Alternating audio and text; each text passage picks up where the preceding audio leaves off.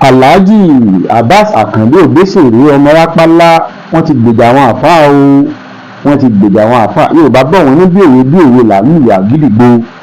Ọ̀rọ̀ wa kàmọ̀ràn báyìí o lórí ọ̀rọ̀ ganusi náà tún ní o. Alhaji Abbas Akande ti gbèjà àwọn àfáà o. Ẹgbọ́n tí Alhaji Akande Obesere sọ bí òwe làálù ìyá gídígbò. Mo fàsìkò yìí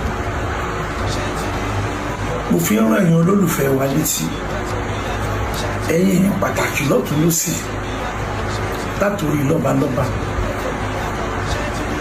tó fi dórí àwọn àfáà wa, látòrí àwọn àfáà wa bàbá wa Sọ̀ní Ṣéhù tó fi dórí Imam Akeem Lawal títí tó fi dórí àwọn Alfulani náà.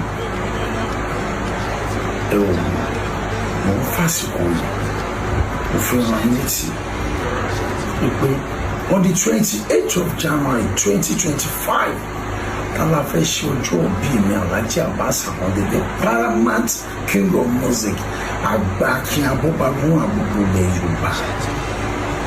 Tala máa ṣe ní on the 28th of January ní Anchor Event Center. Tẹ́yìn èèyàn wá lọ́tọ̀ lọ sí tẹ́yẹ̀ wá bá wa ṣe ayẹyẹ ọjọ́ òbí. Ẹ mọ̀ kí mi ò tí ì ṣe kàn rí, first time ló tí mo máa ṣọjọ́ òbí aláriwo. Aláti ṣí náà ni ó ti jẹ́ pé àti ń fẹ́ ká ṣe nǹkan aláriwo, àmọ́ gbà tó jà ń gbà táwọn èèyàn wá dẹ̀ dúró pé a gbọ́dọ̀ ṣe ni mi ò dẹ̀ lè kọ̀rọ̀ sáwọn olólùfẹ́ mi lẹ́nu, mi ì lè kọ̀rọ̀ sẹ́yìn èèyàn lẹ́nu. Ẹ rí i pé Alhaji Akande Abbas Obesere ọmọ Rápálá yànnà náà ọ̀rọ̀ wọn, kódà wọ́n dárúkọ àwọn àfáà tí wọ́n pè síbẹ̀ tó fi wá kárí gbogbo àwọn àfáà pátá. Ọ̀rọ̀ yìí ọlọ́gbọ́n ló lè yé, ọ̀mọ̀ràn ló lè mọ̀. Ẹ rí i pé mo sọ pé bí òwe làálù àgídìgbò nílẹ̀ Yorùbá. Àjẹké lánàá ọmọ kú lónìí.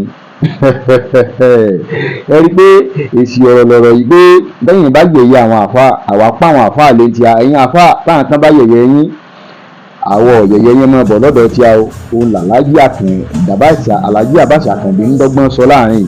Ṣùgbọ́n o, ìmọ̀ràn wa ní fẹ́yìn àfáà náà o, fẹ́yìn náà lọ síbẹ̀ o, ẹ mọ̀ kàn án lábùkù. Ìwọ àfáà tó bá mọ̀ pé wọn ò pè ọ́, èsì ìbá wọn ṣe tẹ́lẹ̀, mọ̀ ganu lọ́bẹ̀ o, torí tó o bá ganu lọ́bẹ̀ ó ṣeé ṣe kọ́ ganu kàbùkù o. Àti pé Alhaji Abbas Akande òun ṣalábùkù èèyàn, òun ṣe tí mọ̀ kàn án fún àlábùkù.